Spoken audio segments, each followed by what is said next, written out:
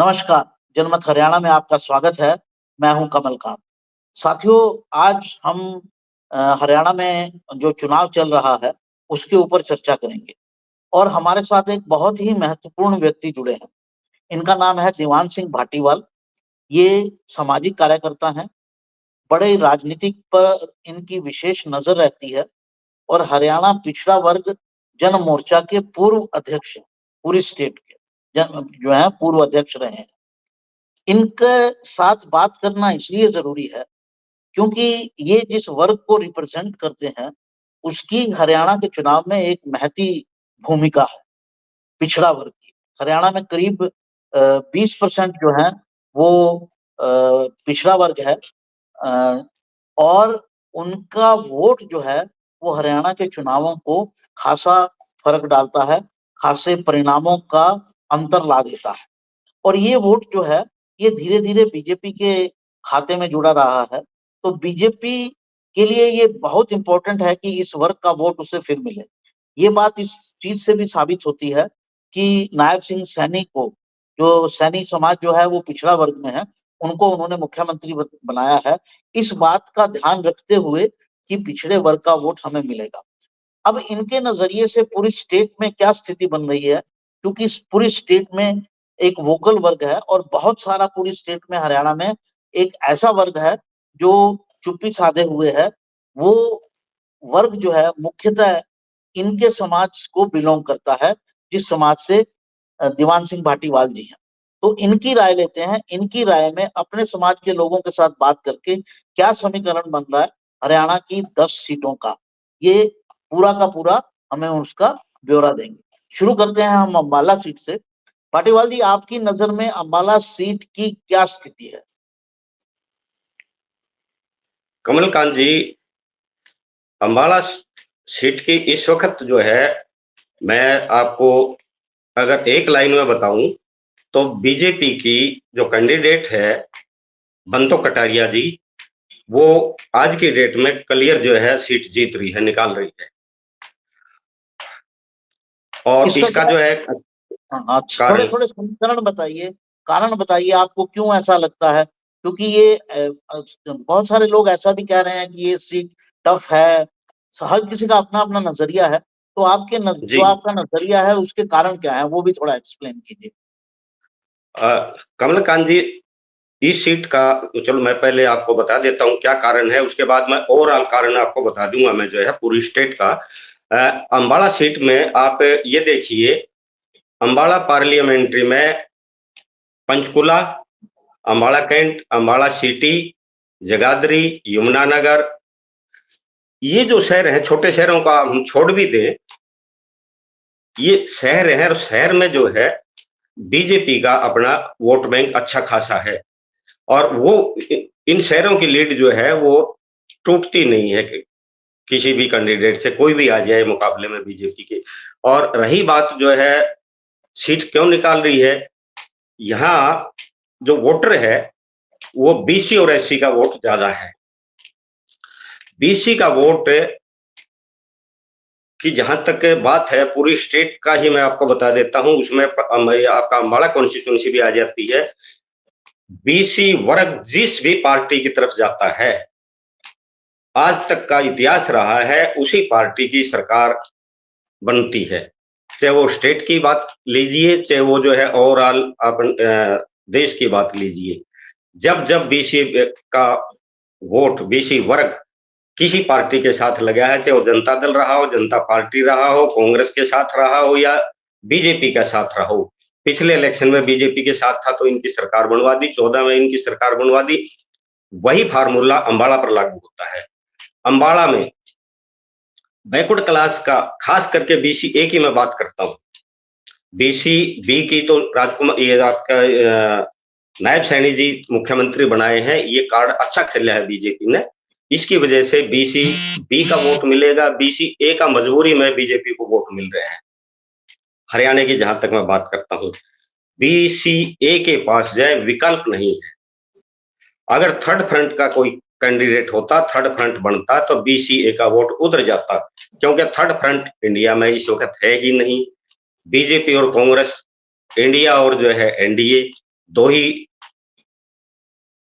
Group हैं, दो ही ये जो है आपके संगठन है, अलायंस है। अब दो में से एक को चूज करना है, तो बीसी के पास जो है विकल्प ना होते हुए बीसी अपना हित जो है वो बीजेपी के साथ देख रही है।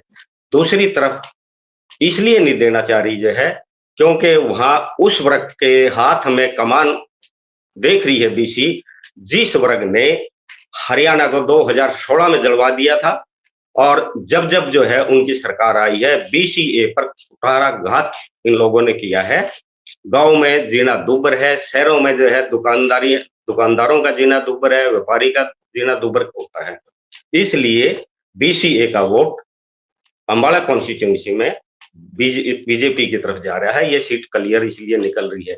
हाँ, अंबाला कॉन्स्टिट्यूंसी में कालका में दिक्कत आ सकती है। अंबाला में जो कालका हल्का है उसमें जो है बराबर बराबर की टक्कर है।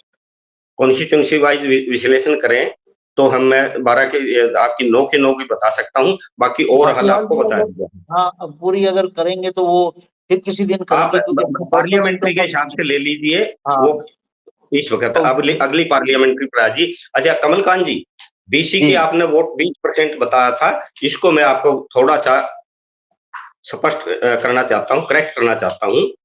बीसी हरियाणा में 34% है। बीसी ए की बात करें तो वो 20% है, 20 और 21%।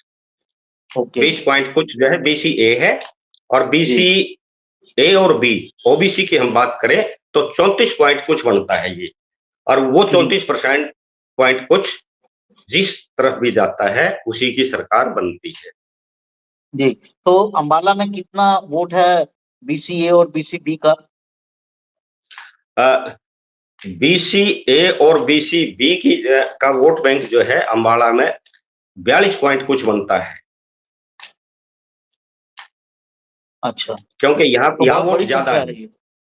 हाँ, बात बड़ी भारी संख्या है, और ऐसा है कि कुछ ऐसा वोट है जो जिस तरह से सिख है, आपको मिसाल के लिए सिख जो है, सिखों में बीसी का भी में भी काउंट होता है, कंबोज है, कुम्हार है, वो सिख में भी काउंट होता है और बीसी में भी काउंट होता है। क्योंकि बीसी तो है, क्योंकि कुम्हार है, वो कंबोज है, या वो जो है जिस तरह से बीसी एससी की बात करें तो राय सिख है या मजहबी सिख है, कुछ ऐसा है वो सिखों में भी आ जाता है, उसमें भी इसलिए वोट परसेंटेज जो है हमारा या हिंदू होने में उसमें बीसी में कोई फर्क नहीं है। किसी भी कास्ट, अगर वो सिख है या हिंदू है, उससे उसकी जात नहीं बदलती है, जात वही रहती है, जात नहीं बदलती है, यही मैं कह रहा हूँ। वो उसकी जात नहीं तो ये हमारा वो परसेंटेज इतना है, पर हम ये कहते हैं क्योंकि वो बीसी से बिलोंग करते हैं, तो बीसी का भी तो मैं काउंट होगा ना, वो बीसी का भी प्रभाव रहेगा उनके ऊपर। जी, अब अगली सीट की बात करते हैं, कुरुक्षेत्र सीट। यहाँ थोड़ा ट्रायंगुलर कंटेस्ट लग रहा है, क्योंकि अभय चौटाला जी को कम करके नहीं आंका जा सकता। जो उन्होंने पिछले दिनों अपनी रैली भी की या नामांकन भरा, तो भीड़ अच्छी खासी थी, संख्या लोगों की अच्छी थी।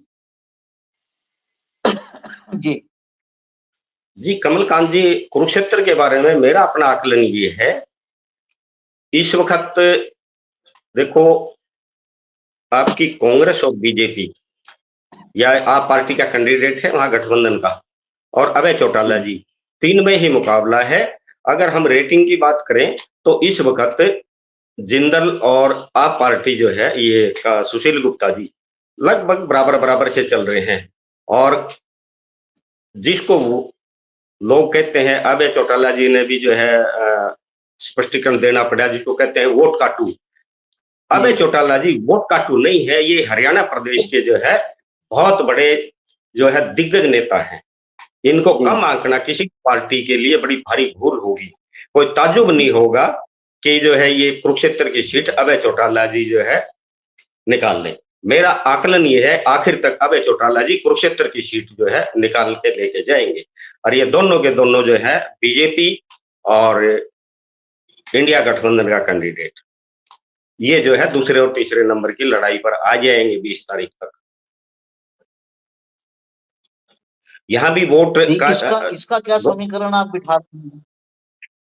इसका समीकरण ऐसा है, वहां के हर शहर और कॉन्स्टिट्यूंसी जितनी भी ये 9 है, उसमें मैंने आकलन किया है जाकर के भी, साथियों से भी। मोटी बात ये है कि जाट वोट, गौरी जी, प्लस जी सिख अकाली दल का समर्थन है इनको, तीसरा रोड, जी ये जी 3 जो वर्ग हैं, ये अकेले ही अभय चौटाला जी को जिता देंगे। और बीसी का जो वोट बैंक है, बीसी का वोट बैंक आखिर में अभय चौटाला की तरफ ही जाएगा। अभय चौटाला के बारे में, देवीलाल परिवार के बारे में बीसी कम से कम एक चीज तो मानती है, चाहे मजबूरी में इन्होंने चोरी देवीलाल ने दिया हो, चाहे ओम प्रकाश चौटाला जी ने दिया हो, बीसी को राजनीति में आगे लाने के लिए जो है इस वर्ग को सीटें दी हैं। चाहे उन स्वार्थ अपना होता ही राजनीति में, इन्होंने अपनी सरकार बनानी थी। 17 एमएलए, 17 टिकट इनको एससी को देने हैं, वो इनकी मजबूरी है। बीसी को ये क्या करते थे, हरियाणा में बैकवर्ड क्लासेज में पॉपुलेशन के हिसाब से कुम्हार जाति जो है नंबर 1 पर है, जी नंबर 2 पर कश्यप आता है, नंबर 3 पर जो है जांगड़ा आता है।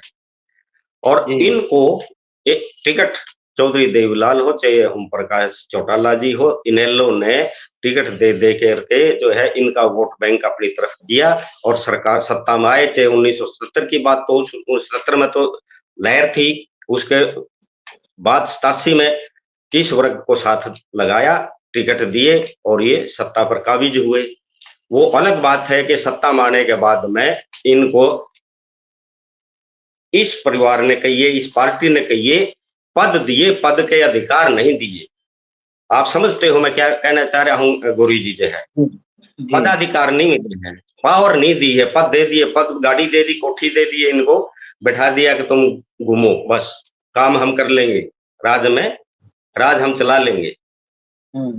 पर बीसी कम से ये मानता रहा, चलो भाई हमें राजनीति में आगे तो ये ले आए, कांग्रेस ही तो आगे भी नहीं लेके आए जो है इस वर्ग को कभी भी, जो बीसी का जो है इक्का दुक्का लेके आए, जी मजबूरी जी बस। दीवान जी, मैं आपसे एक एक हरियाणा की बीसी का मैं एक एक बंदे का तो बता सकता हूँ, या मेरे से जो तीसरी पीढ़ी पहले तक के जो जिन्होंने संघर्ष किया, पूरी जिंदगी जो है लगा दी, गाड़ दी कांग्रेस पार्टी के लिए, उनको भी जो है खाली हाथ जाना पड़ा, जो है पार्टी का टिकट नहीं दिया, सत्ता में एमएलए मतलब विधानसभा और लोकसभा का दरवाजा नहीं देखने दिया। जी दीवान जी, मैं एक बात आपसे ये जानना चाहता हूँ कि मुझे जो अब तक जानकारी मिल रही है वो ये है कि कुरुक्षेत्र में जाट समुदाय जो बड़ी संख्या में है, जाट समुदाय में खास तौर से कंफ्यूजन है कि अभय चौटाला की तरफ जाएं या सुशील गुप्ता की तरफ जाएं। और जो उनका वोट कॉम्बिनेशन आपने बताया, जाट जट सिख रोड, ये जो कॉम्बिनेशन है ये जी आपस में बट रहा है, खासतौर से जाट और जट सिख जो है ये बंट रहा है। तो इनके बंटने से तो लाभ जो है वो तीसरी पार्टी को होना चाहिए।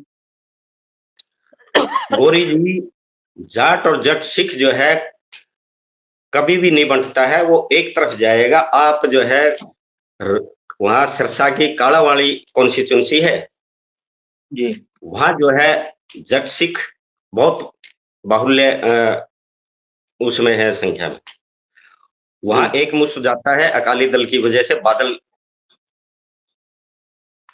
की वजह से। और इसी तरह से आप कुरुक्षेत्र में आप देखेंगे जाट और जट सिख, आप जट सिख की बात छोड़ दीजिए, मैं जट सिख की तो बात आपने की है, मैं जट सिख की बात नहीं करता हूं, मैं सिख की बात करता हूं। जी उसमें जो है जाट भी है, कुम्हार भी है, कंबोज भी है। आप कुरुक्षेत्र में जो है सिखों में कंबोज काफी है, बल्कि जी श्रोमणी इनका पदाधिकारी भी है, अध्यक्ष है जो है यहाँ का हरियाणा श्रोमणी गुरुद्वारा प्रबंधन कमेटी का, वो कंबोज है, सिख जाति से पीछे अच्छा रहा है। दीदार सिंह जी जो है वो, यहाँ देखो जाट भी है, जट सिख मत आंकिए जो है हरियाणा में जो है, हरियाणा में तो आपको मैं जो इस मिलवाऊंगा मेरे नजरिए से साथियों आप से, जो हमारे कह रहे हैं, कुम्हार भी है मैं वो समझ सिख है, गया कुम्हार है। दीवान जी, आप जो इस नजरिए से कह रहे हैं, इस नजरिए से तो सुशील गुप्ता तीसरे नंबर पे पहुंच जाने चाहिए, क्योंकि बीजेपी के पास तो फिर भी अपना वोट बेस है एक। तो अगर ये वाला vote base, common vote base तो अभय चौटाला जी का और सुशील गुप्ता का है। अगर वो सारा का सारा अभय चौटाला जी की तरफ जा रहा है तो सुशील गुप्ता जी तो खाली हाथ रह जाएंगे। 20 तारीख के बाद गौरी जी आप हम दोबारा मिलेंगे, आप देखेंगे, आप खुद मानेंगे कि जो है कि भाई वास्तव में ही जो है भाटीवाल जी आप कह रहे थे वो वही हुआ। अब चौटाला जी 1 नंबर पर आएंगे, नवीन जिंदल जी दूसरे नंबर पर आएंगे, मतलब दूसरे और पहले और दूसरे की तो जो है अब चौटाला और जिंदल में लड़ाई रहेगी। दूसरे और तीसरे की फिर बात रहेगी, अब चौटाला जी जब लीड लेंगे तो दूसरे की लड़ाई सुशील गुप्ता जी और जिंदल जी के बीच में रहेगी, और जिंदल जी जो है दूसरे नंबर पर रहेंगे। ये तो आप पार्टी तीसरे नंबर पर जाएगी। जी, चलिए ये बाद में फिर, और अभी तो चुनाव जो है लगातार बदलेगा, हर दिन बदलेगा। जी, आज तो एक तरह समीकरण से तो बदलेंगे वो।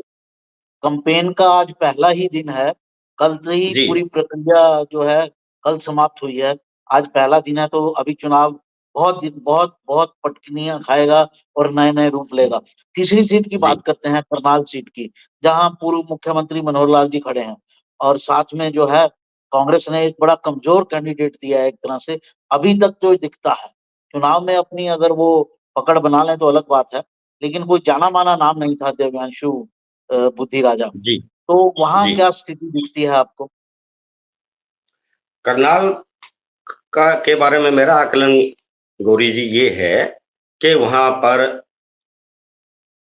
श्री आदरणीय मनोहर लाल जी सीट आज की डेट में निकाल रहे हैं। जी एक तो बीजेपी का अपना काडर वोट है, जी और दूसरा जो है आपने जैसे बताया कि कांग्रेस का जो कैंडिडेट है उसके पीछे कांग्रेस जो है पूरे मन से नहीं लगी हुई है, पूरा धड़ा कमजोर कैंडिडेट भी एक कारण जो है हो सकता है बाकी कारणों में। और वहां वीरेंद्र मराठा को आप कमजोर नहीं आंक सकते हैं। जी। वीरेंद्र तो मराठा जी मुकाबला जो आपको है किसमें लगता पिछले है, इलेक्शनों वीरेंद्र में भी मराठा? मुकाबला किसमें लगता है? मुकाबला आखिर में मनोहर लाल जी और वीरेंद्र मराठा में रहेगा। अच्छा। आज की डेट कांग्रेस? में तो कांग्रेस और बीजेपी में है। जी और आप देखेंगे कि जो है वीरेंद्र मराठा का जो है कैंपेन जो है आगे जो ही अब बढ़ेगा ना, इलेक्शन जो है जोर पकड़ेगा, क्योंकि वीरेंद्र मराठा के साथ जो है जो कांग्रेस का कैंडिडेट है उसको अभय चौटाला जी का वोट नहीं मिलेगा, वो जाएगा वीरेंद्र मराठा के पास। जो है वीरेंद्र हम्म मराठा के पास ब्रॉड वोट है और हम्म उसका अपना जो है वहां बेस है, और प्लस अभय चौटाला जी की सपोर्ट है। अभय चौटाला का जितना भी वोट है वो उधर जाएगा। आपको ध्यान होगा कि महेंद्र लाठर जी जो है करनाल से ही लोकसभा के कैंडिडेट वो जो है सांसद रहे हैं, और वो अभय चौटाला जी के रिश्तेदार हैं, इनके शायद फूफा जी लगते हैं अभय चौटाला जी। जी जी। तो अगली वहां सीट पे इनका चलते अपना हैं। अपना बेस है, और अभय चौटाला जी को कमजोर नहीं आंक सकते जो है इन लोगों को जो है किसी भी हल्के में। हाँ, एक समय में तो वोट था ही जब सत्ता में थे। दीवान जी सत्ता तो में थे, निश्चित रूप से हर क्षेत्र में वोटर तो रहा ही है, लेकिन धीरे धीरे वोटर तो वोटर घटा भी है। कम हुआ तो है। अब वो, हाँ, अब वो वापस उठने की स्थिति में भी कुछ नजर आ रहा है, तो अब देखा जाएगा उसमें। तो अगली सीट पर चलते हैं, सोनीपत की अगली सीट है, वहां आप क्या इनेलो कहेंगे? का वोट गोरी जी कंसोलिडेट हो रहा है। जी, ये मैं आपकी अब बात जी, से एग्री करता हूँ। मैंने कुछ सर्वे करवाए, तो उन सर्वे में मुझे पता लगा कि जो जेजेपी की तरफ वोट खिसक गया था पिछले चुनाव में, जी, वो वापस इनेलो की तरफ जा वो रहा है, और लगभग वापिस जो है 20% इनेलो के की तरफ आ गया पास है। लोग, जी, और गोरी जी लगभग मैं 20% जो वोट है वो इनेलो जी को लगता है। गौरी जी मैं थोड़ा हाँ यहाँ एक और बात आपको कहना चाह रहा हूँ, जो मेरा अपना आकलन है, अपनी जो सोच है वो ये है कि जी जो वेवरिंग माइंड है ना, जो फ्लोटिंग वोट है, जो अभी जी ये सोच रहा है कि भाई मैं भाई जेजेपी से टूट गया, या भाई मैं कांग्रेस को दूं, बीजेपी को दूं, किधर जाऊं, वो वोट जो है इनेलो की तरफ आएगा। उस वो अपना विकल्प जो है इनेलो में ढूंढ रहे हैं। जी। अगली सीट की बात जी, करते हैं, सोनीपत की। सोनीपत जी। में क्या स्थिति दिखती है आपको? सोनीपत में इस वक़्त मुकाबला है, क्योंकि जींद की जो 3 कॉन्स्टिट्यूएंसी हैं, वो 3 कॉन्स्टिट्यूएंसी तो जा रही हैं आपकी ब्रह्मचारी की तरफ, और उधर सोनीपत सतपाल ब्रह्मचारी जी की तरफ। सतपाल ब्रह्मचारी जी की तरफ है इस वक़्त जो है। तो अब जी, उसको वहाँ से कितना जो है इलेक्शन उठा पाते हैं, उस पर डिपेंड करेगा जो है करेगा। और ओबीसी का जो वोट है ना, आपके गोहाना में आपको पता होगा, हुँ, सोनीपत में भी आपको पता है कि वहाँ एससी बीसी का वोट काफ़ी है। जी, अभी एससी बीसी ने वहाँ अपना मन बनाया नहीं है कि किधर जाएँ जो है। और मैं अगर जी, आपको पूरी स्टेट के बारे में अगर कहूँ, ये सीट तो फँसी हुई है अभी जो है। आपकी जींद, सफेदों और जुलाना, यहाँ जो है जी, ब्रह्मचारी सीट को निकाल रहा है, आगे हैं। मतलब लीड लेगा, जी, आगे है। उसके और उसके बाद भी बाकी 6 असेंबली सीट्स हैं। हाँ, 6 हैं, 6 में जो है इनका मुकाबला हो जाता है। भई लीड इनकी टूटती है या नहीं टूटती है, जो है तोड़ पाते हैं कि नहीं तोड़ पाते हैं। वहाँ कांग्रेस का जो पीछे राज था ना गौरी जी, उससे बड़े लोग दुखी थे। वो बीसी का जी, वोट है ना, वो अब ये देख रहा है कि भई कांग्रेस में जाएँ तो कांग्रेस में कौन मजबूत हो रहा है। इसलिए जो है वो वोट जी, जो है इधर क्या बीजेपी की तरफ आएगा।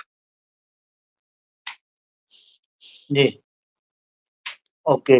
तो तो बीजेपी की तरफ इन आएगा, तो 3 जो है सीटें जो ये आपने 3 अ, कॉन्स्टिट्यूएंसी आखिर में बताई। जो है बीजेपी की सीट जो है, ये सोनीपत की बीजेपी ले जाएगी।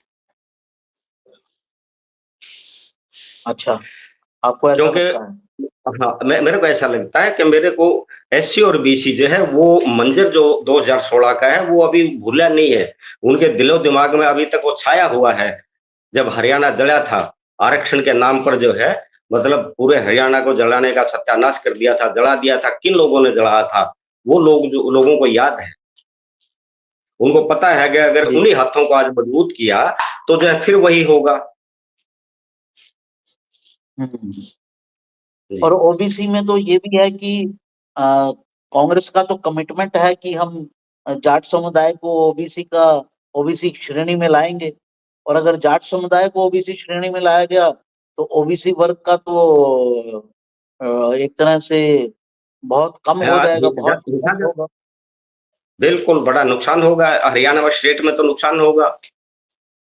क्योंकि एक तो संख्या बहुत ज़्यादा है, 20 जी, 25% संख्या है। जी। जाट समुदाय की और जाट सिख दोनों उसमें शामिल हो जाएँगे। तो हाँ, उनके दोनों मिला के 23% बनते हैं ये। 23 लगा लीजिए, 23 से 25 जो भी एक बीच का जी, फिगर है, 23 जी, 23% है। तो जी, 23% की संख्या तो वैसे भी बहुत ज़्यादा है। तो जी, पाने वाले ज़्यादा हो जाएँगे और जी। संख्या देने की संख्या है वो बहुत कम रहेगी। हाँ, ऐसा ही होगा, नुकसान तो जो है बीसी का ही होगा ना हरियाणा में, तो जो है, जिन हुँ, लोगों के पास 55% जो है हिस्सेदारी है, वो लोग जो है हुँ। आरक्षण माँग रहे हैं, मतलब बीसी का कोटा में। सरकारी नौकरी सरकारी नौ सरकारी नौकरी सरकारी में। नौकरियों में भी है, और इसमें जो है संसाधन हरियाणा के जितने भी हैं, चाहे लैंड होल्डिंग हो जो है, इसमें सारा आंकड़ा जो है आपको पता ही है। हरियाणा गवर्नमेंट की रिपोर्ट आई थी जो है पीछे जो है 2016 में दी थी, टीवी पर आप लोग अगर भी आते थे, उस वक़्त हमने दिए थे सारे आंकड़े। हरियाणा गवर्नमेंट की रिपोर्ट थी वो जो है, इतने परसेंट ये नौकरी में है, इतने परसेंट जो है ये लैंड होल्डिंग इनके पास है। इनको आरक्षण मिले, हमें कोई इतराज़ नहीं है, जी, हमारे आरक्षण में से ना मिले, चाहे इनको पूरा दे दो, हमें क्या दिक्कत है? जी।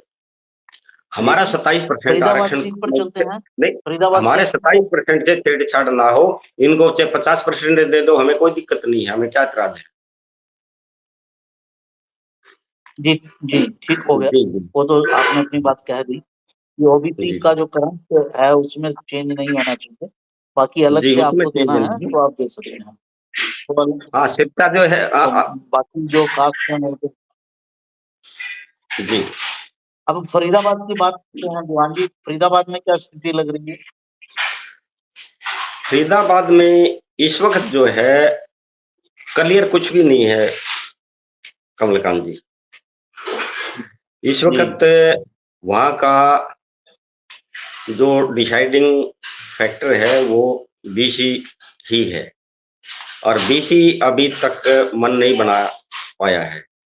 मेरी बात हुई है वहां फरीदाबाद में हमारे साथियों से, वो यही कह रहे हैं कि भाई अब किधर जाएं, क्योंकि महेंद्र प्रताप कैंडिडेट बहुत अच्छे हैं, कांग्रेस ने जो दिए हैं, उनका अपना वोट बैंक भी है, अपना अच्छे आदमी भी अच्छे हैं, पर दूसरी तरफ उनको वोट देते हैं तो मजबूत वही होता है जिसने वो भी किसी के साथ जो है क्या कहें अन्याय किया जिस पार्टी ने, जिस पार्टी ने मंडल कमीशन लागू नहीं किया, जिस पार्टी ने कालेल कमीशन लागू नहीं किया, उसी पार्टी के हाथ मजबूत हो रहे हैं। जी। अगली सीट गुड़गांव की बात करते हैं, वहां क्या स्थिति दिख रही है? गुड़गांव इस वक्त जो है बीजेपी की क्लियर लग रही है जी। राव इंद्रजीत सिंह जो है वो सीट निकाल रहे हैं आज की डेट में। जी। रोहतक सीट की बात करते हैं, रोहतक सीट पर क्या समीकरण बन रहे हैं? रोहतक सीट पर ऐसा है कि हरियाणा में एक बात कहते हैं कि बाजना वोट, हरियाणा का बाजना वोट जो है ना जी, वो हा हुल्ला ज्यादा करते हैं, उनका दिखावा ज्यादा होता है और इससे दूसरा वोट बल्कि जो है वो जो चुप वोट है वो जहां उसने डालना है वो डाल देगा। इस वक्त कांग्रेस जो है ये लग रहा है कि भी हम आगे चल रहे हैं जी। पर वहां के समीकरण ये बता रहे हैं कि वहां से बीजेपी सीट निकाल लेगी, क्योंकि कौशली का जो हल्का है, जो अहिरवाल है, अहिरवाल से वोट इनको मिलना बहुत मुश्किल है कांग्रेस को। अच्छा। और उसका कारण ये है कि तो भिवानी ये में बता जो रहे है थे कि अहिरवाल भिवानी ये कारण है ना, भिवानी बोलिए। पार्लियामेंट्री को महेंद्रगढ़ भिवानी वाली पार्लियामेंट्री कॉन्स्टिट्यूंसी। जी। तो दोनों का आपस में कनेक्शन है। अगर दोनों का अहिरवाल आपस वोट में कनेक्शन है। जो है भिवानी में, जी, क्या कनेक्शन है थोड़ा एक्सप्लेन कीजिए। भिवानी में ऐसा है कि राव दान सिंह कैंडिडेट है वहां कांग्रेस का, अगर तो तोशाम, लोहारू, बाडड़ा, भिवानी इन कॉन्स्टिट्यूंसी से जाट का वोट राव दान सिंह को मिलता है तो अहिर सोच सकते हैं कि भाई इधर कांग्रेस का वोट दे दें रोहतक में। वो वोट इनको नजर नहीं आ रहा है अहिरवाल की जो बेल्ट को के भी हमें मिलेगा, तो इसलिए ये वोट उनको ट्रांसफर नहीं होगा जो वहां से जो रिपोर्टें आ रही है वहां से। कोसली आपको पता है अहिर वाटी में आता है, कोसली में जो है राव ज्यादा है, उनका वोट जिधर जाएगा कैंडिडेट तो वही जीतेगा, सीट वही निकालेगा, वो किसी भी पार्टी का हो। और वहां ओबीसी फैक्टर भी काम, हमने सुना कि कांग्रेस ने कुछ,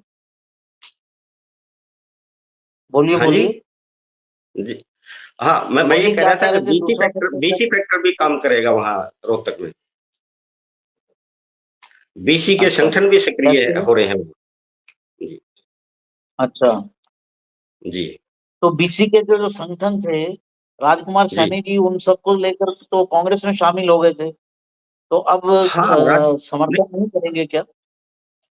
नहीं, राजकुमार सैनी संगठन लेके खड़े हो गए थे, वो कांग्रेस में हो गए थे, वो नेशनल लेवल पर जो है राष्ट्रीय नेताओं से ही मिले थे और राजकुमार सैनी का अपना हरियाणा ही नहीं, हरियाणा, राजस्थान, मध्य प्रदेश, उत्तर प्रदेश और जो है ज्वाइनिंग जितने भी स्टेट हैं, यहाँ वोट बैंक है, अपना प्रभाव है, पर वो नेशनल लेवल पर जो है आपको ध्यान होगा कि राहुल गांधी खड़गे जी और प्रभारी उनकी प्रेजेंस में सीधे तार वहीं जुड़े थे, उनके सामने ही उन्होंने समर्थन की घोषणा की थी और सामाजिक न्याय सम्मेलन में भी उन्होंने यही कहा था कि हम समर्थन इनको दे रहे हैं। पर वो जहां तक यहाँ हरियाणा स्टेट की बात है, अब राजकुमार सैनी को हरियाणा में जो है जो सोनीपत की सीट से इलेक्शन लड़ाना था, सोनीपत की सीट से इलेक्शन हालांकि राजकुमार सैनी ने खुद छोड़ी है सोनीपत की सीट, पर खुद छोड़ना अलग बात है, पर आखिर तक में सीटों के बंटवारे में पूरी चली है। उस आदमी ने राजकुमार की सीट टिकट कटवाने के लिए एडी चोटी का जोर लगाया कि सोनीपत से इसको ना मिले। क्या क्या फिर वो वोट वो वर्ग देगा क्या? राजकुमार सैनी भी वहां जाए। तो क्या राजकुमार सैनी वहां इतनी जाके तो समझ प्रचार रखते हैं ना। करेंगे डिफेंड करने राजकुमार के सैनी लिए? वहां है, राजकुमार सैनी अपने हिसाब से ही प्रचार करेंगे। वो राजस्थान में टाइम लगा देंगे, मध्य प्रदेश में लगा देंगे, उत्तर प्रदेश में लगा देंगे। यहाँ भी यहाँ जहाँ ठीक समझते हैं उस पार्लियामेंट्री कॉन्स्टिट्यूंसी में जाएंगे वो हरियाणा में। राजकुमार सैनी बहुत सुलझे हुए जो है मैच्योर पॉलिटिशियन है। वो समझते हैं कि अभी मेरे वर्ग का कहाँ हित है, कहाँ अहित है। वो ना तो बहकाओं दुकान में जी, आने वाले हैं, ना उनको कोई गलतफहमी है। वो बिल्कुल क्लियर है, उनके लिए बैकवर्ड समाज का हित पहले है। और कांग्रेस को समर्थन भी तब दिया है जब राहुल गांधी ने ये कहा कि मैं जातिगत जनगणना करवाऊंगा, मैं जिसकी जितनी हिस्सेदारी जनसंख्या है उतनी हिस्सेदारी दूंगा। और राजकुमार सैनी की भी जो है जो आंदोलन था वो यही था। राजकुमार सैनी ये कह रहा था, भाई अगर एक जाति विशेष की 23% है तो 23% उनको दे दो, चाहे वो नौकरियां हैं, चाहे वो जो कुछ भी हो, एडमिशन हो, हर जगह दे दो जिसकी जितनी बनती है। अगर ये 50% है तो 50% दे दो। पर 23% वाले ये कहें कि जो है ये तो है ही हरियाणा हमारा है, कि ये 70% हमें दे दो, बाकियों की जरूरत ही नहीं है, वो गलत है। इस चीज का राजकुमार सैनी ने विरोध किया था। जी अगली सीट पे चलते हैं दीवान जी। अगली सीट हिसार की चर्चा कर लेते हैं। वहां क्या जी परिस्थिति बन रही है?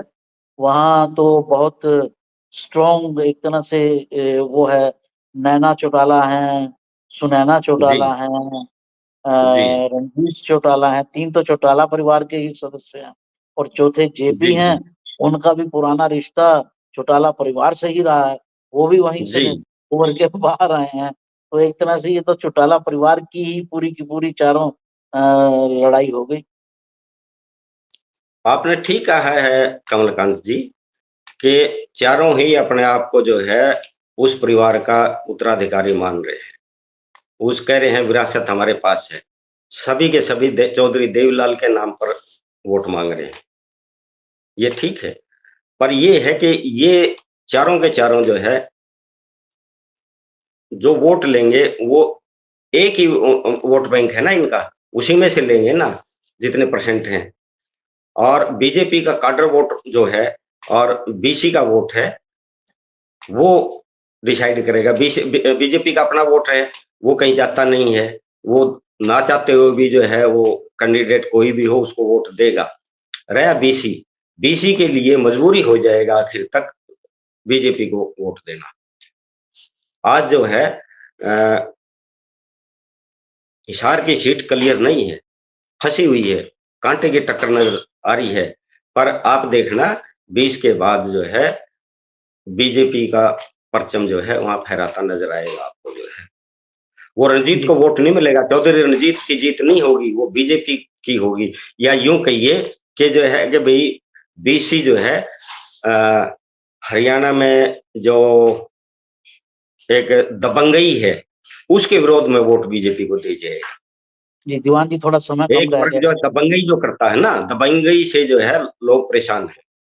है। जी थोड़ा समय कम रह गया, थोड़ा जल्दी जल्दी करते हैं, दो सीटें और बची हैं। एक तो जी भिवानी जी महेंद्रगढ़ की सीट के बारे में बताएं और उसके बाद हाँ, सरसा की सीट सत्ता पर आ जाइए। सत्ता पर जो है, जी हाँ जी कमलकांत बोलिए। जी, जी सरसा जो है सीट जो है क्लियर जो है आज कांग्रेस के पास जा रही है। जी क्योंकि चौधरी दलवीर सिंह जी की वो सीट रही है हमेशा से परंपरागत, और वहां से कुमारी शैलजा जी बीज बनती रही हैं पहले भी, और उनका कहीं भी किसी किस्म का विरोध खिलाफत ना पहले थी ना आज है। वो जी उनकी का अपना पर्सनल वोट भी है, पार्टी का वोट भी है, और वो जो है बीसी और एससी का भी जो है मेजॉरिटी वोट ले रही है। जी इसलिए सिरसा में हमारे पास ये रिपोर्ट है कि सिरसा क्लियर आज के दिन बहन कुमारी शैलजा जी के खाते में जारी है। ठीक है। आप और ये रतिया है, भिवानी टोहाना सीट, है, फतेहाबाद है, यहाँ से एक तरफा इलेक्शन है। जी जी, भिवानी सीट का अंतिम में कर दीजिए विश्लेषण अपना। अ, भिवानी अभी फंसी हुई है गोरी जी जैसी सीट। मतलब किसी के नहीं कह सकते कि भी कौन आगे है कौन पीछे है,